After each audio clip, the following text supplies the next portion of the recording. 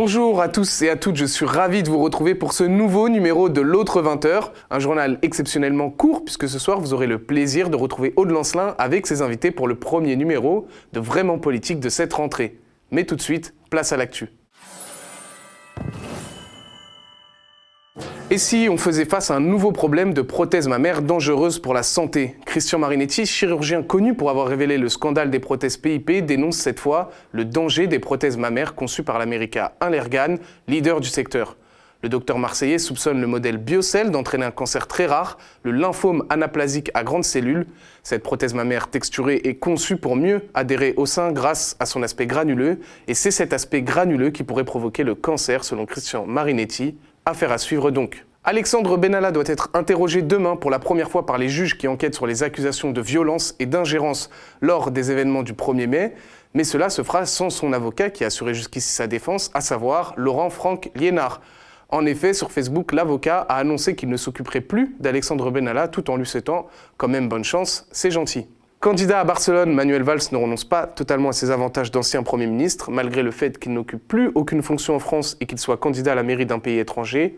Manuel Valls continuera d'utiliser la voiture avec chauffeur et de bénéficier d'une protection quand il sera de passage en France, et ce, jusqu'en mai 2019, date de l'élection à la mairie de Barcelone. Quelle température fait-il sur le terrain de la fronde sociale? Je vous propose de le découvrir avec la météo des luttes.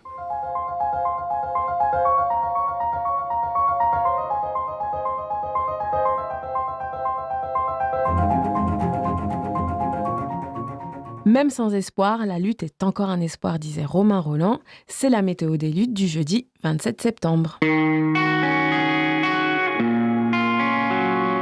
Et tout de suite, on parle du vendredi 28 septembre car c'est la journée internationale du droit à l'avortement.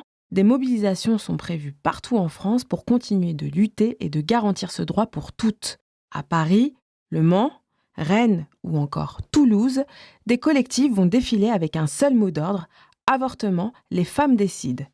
Les cortèges se disent en solidarité avec les femmes européennes qui luttent de l'Espagne à l'Irlande. À 18h, une mobilisation aura notamment lieu à l'hôpital du Bailleul-La Flèche dans la Sarthe. Pour rappel, dans cet établissement, depuis janvier, il n'était plus possible pour les femmes de se faire avorter. L'Agence régionale de santé avance un manque de moyens. Des raisons qui sont de nature totalement différente.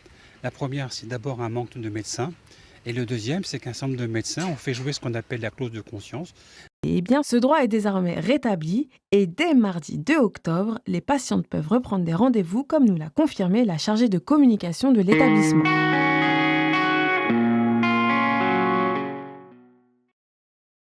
Ce matin, donc ce jeudi 27 septembre, à 10h30, Sud Éducation 69 a appelé à la grève et à la manifestation devant le rectorat situé à Lyon, dans le 7e arrondissement, contre la casse de l'enseignement professionnel.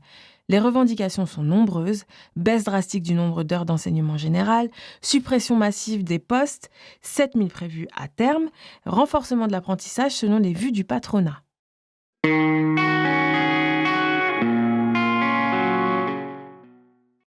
À Limoges, les pompiers professionnels et volontaires, personnels administratifs et officiers du service départemental d'incendie et de secours, le SDIS de la Haute-Vienne, sont en grève depuis le 17 septembre. Le samedi 22 septembre, ils étaient plus de 200 à manifester contre le manque de moyens, la dégradation de leurs conditions d'intervention, la souffrance au travail, les graves dysfonctionnements managériaux pour lesquels ils mettent en cause le directeur départemental du SDIS.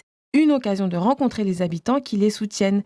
Les pompiers réclament des embauches, plus de moyens humains et un moratoire sur le système de gestion informatisé des alertes qui a un impact négatif sur leurs conditions de travail et d'intervention.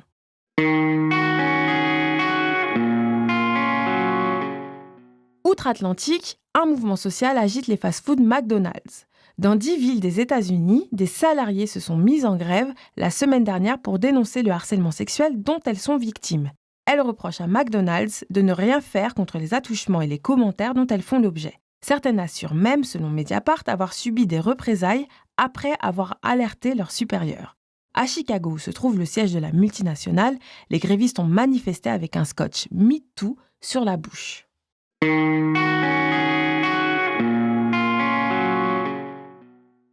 Ce week-end, un grand rassemblement est prévu pour défendre la ZAD de Notre-Dame-des-Landes que nous n'avons pas oubliée. Après les attaques militaires, administratives et politiques du printemps dernier, un collectif d'associations et partis politiques dont Attaque, le droit au logement, le NPA et l'Union syndicale solidaire appellent à la mobilisation pour défendre le bocage et ses mondes, selon l'expression qui désigne le mode de vie de la ZAD. Plus précisément, la culture paysanne, les habitations à faible emprise écologique et les espaces partagés. Rendez-vous donc les 29 et 30 septembre, le rassemblement Terre Commune à la ferme de Bellevue. À la semaine prochaine.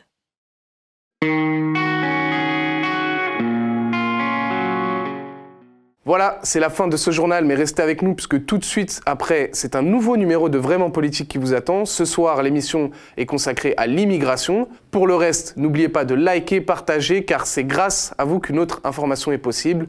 Je vous dis à très bientôt.